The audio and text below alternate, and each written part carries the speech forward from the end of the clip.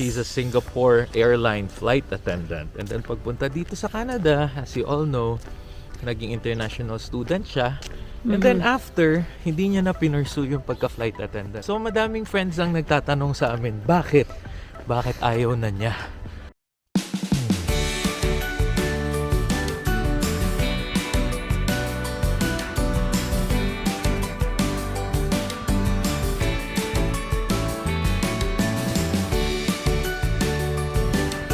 Hello fam! Good morning!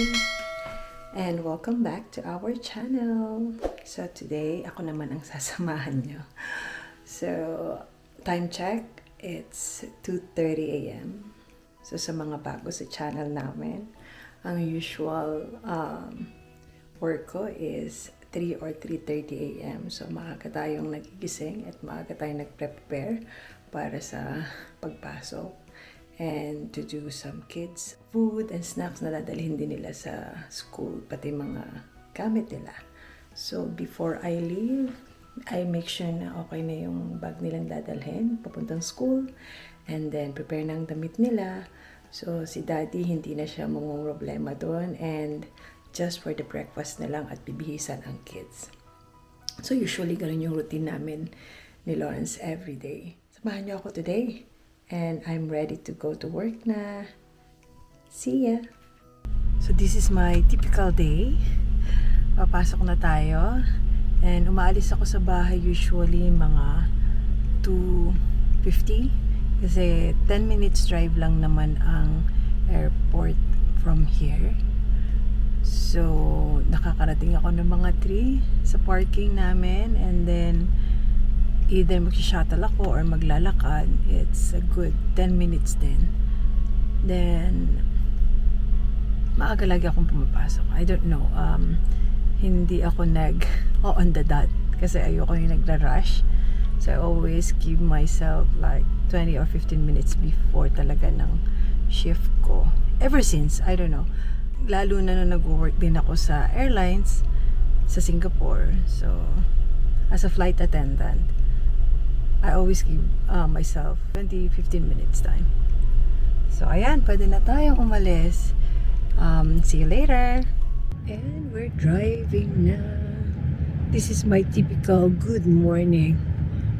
Gabi pa lang talaga lagi ang aking pag-alis sa bahay. Ang morning alis ko and morning work time ko. So, lagi akong madilim umaalis ng bahay at babalik sa bahay ng super direct ng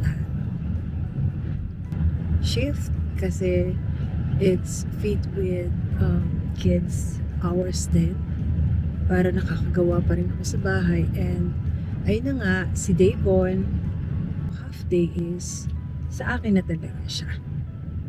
So drive lang muna tayo. Mga good 10 minutes to. See ya! Hello fam, and we're home. Hindi na ako nakapag-video after kong pumasok kanina. Kasi after I park, ang shuttle nandyan na. So, nag-rush ako sa shuttle. Of course, when I get to work, nag-tap in and the rest is working time na. So, hindi na ako nakapag-vlog doon. Siyempre, for security purpose as well. So, nag-rush din tayo pa uwi kasi medyo na-delay din yung flight. And, yeah.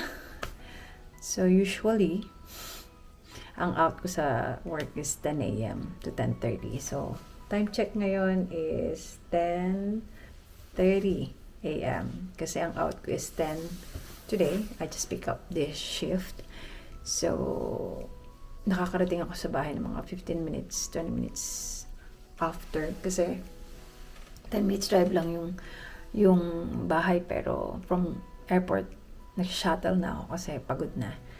So, 10 minutes yun. So, mga ganong timing. So, right now, pahinga lang tayo ng konti. We will prepare our lunch and susunduin si Davon. Usually, ito yung routine ko everyday. So I have another vlogs as well if sa mga bago sa channel namin na medyo na step by step ko yung daily routine ko from work to go home. So nagpapahinga lang tayo ngayon and magluluto na rin and then afterwards susunduin si Kuya Davon. So, see ya! Hey pa! Nakapagbihis na ako and hindi na pumasok tong si Daddy. Pumasok, pero hindi na ako nakapunta dun sa co-working space. Yeah, dapat mayroon siyang WeWork ba ang tawag doon? Yeah, So dapat ako lang ang magsusundo kay Davon. Nagmadali pa naman akong umuwi. So nagbihis na rin ako and magwo-walk na lang kami ngayon going to his school para sunduin. Yeah. So, And bigla kong naisip kasi yung ibang friends namin sa Vancouver and kahit nasa Singapore din, yung mga ibang kaibigan namin, nagwa-wonder kasi ang work ni Donna ngayon ay nasa airline industry pa rin naman. yeah. Pero ang first na work niya talaga since Singapore ay flight attendant. So, Yep. she's a Singapore airline flight attendant. And then pagpunta dito sa Canada, as you all know, naging international student siya. And then after, hindi niya na pinursue yung pagka-flight attendant, which is pwede naman. So madaming friends ang nagtatanong sa amin, bakit?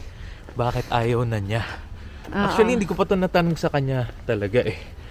Pero siguro there would be some points na dahil kina Davon and kay Lianica. But then, nga love, bakit ba? Dun sa Singapore, I know na sobrang hirap and abnormal yung shift nyo.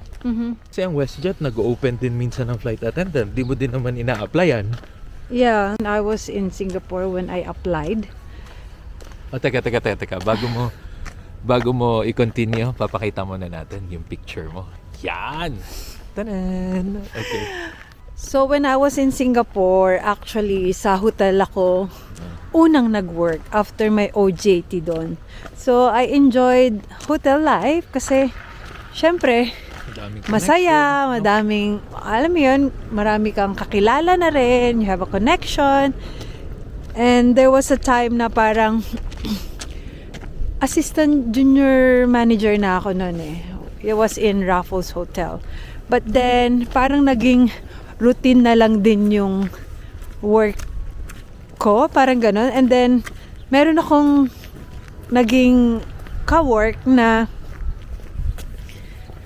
nag-apply sa Singapore Airlines. And I didn't know na they're accepting Filipino before. So, yung ka-work ko na yon, sabi sa akin, try to apply. Ha-hire sila ng Filipino. Kasi natanggap nga ako eh. And andito na ang Kuya Davon. Sorry, na-interrupt kami kasi dumating na ang kuya namin. Hi, Kuya! Hello, Kuya Davon! There you go! Kuya, how's your day? Enjoy siya kasi ang sunny today. So maglalakad lang kami. And of course, magbabasa siya. I applied as a flight attendant for Singapore Airlines. It's a good 9 years then. Bakit ayaw mo nang mag-flight attendant ulit? Nag-enjoy ako being flight attendant when I was young. Pero siguro around 6 years flying, 7 years when me and my husband planned na mag-baby na kay Davon.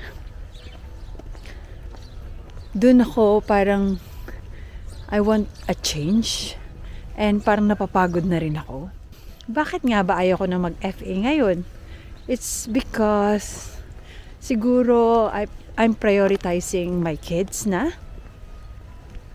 And nung nag-move nga din kami dito sa Canada, so nag-upskill ako, nag-take ako ng masters. So parang lalong nag-change yung mindset ko on how I want my career growth dito sa industry din. Parang yun na yung kinasanayan ko, yun yung familiar ako. So, juggling my part-time work with my kids is so flexible naman. Kaya, okay pa rin sa akin. Pero, sasabihin mong going back to flying, parang hindi ko na kayang iwan yung mga anak ko. So, I cannot live without them nang hindi ko sila kasamang matulog sa gabi. So, that's the main reason. And of course, I want to have a flexible time with the kids as well. Kasi pag flight attendant ka, you have shifting hours, you have short, long hours. Kasi depende sa flight mo and destination na pupuntahan. So actually, nagtanong na rin ako dito sa WestJet. Flying schedule ng WestJet kasi more on marami silang domestic flight then like local flights, and they have international flight as well. Pero although they will call it domestic or local flights, it's still magle-layover kayo sa mga provinces dito na you can be out in your home base, which is let's say Calgary, for consecutive 5 days. So parang sabi ko, ay hindi, parang it's not worth it na mawala ako ng 5 days with my kids. So hindi ko na talaga siya kinonsider, and focusing tayo sa mga anak talaga ngayon. Although you can see that flight attendant is so glamorous, high-end job siya, but actually in my experience, it is not look like one, pero pag andun ka na sa work environment itself, parang hindi na rin. And pag tumatanda ka na rin, nag-age ka na, parang hindi na niya kakayanin ng katawan mo yung changes of time zone, yung workload. As a mother, gusto mo ring alagaan yung sarili mo para sa mga anak mo. Malapit na kami sa bahay, so magpe-prepare pa tayo ng ating lunch para merong makain ang aking baby boy and ang daddy, kasi mag-work na naman siya. And get back to you later.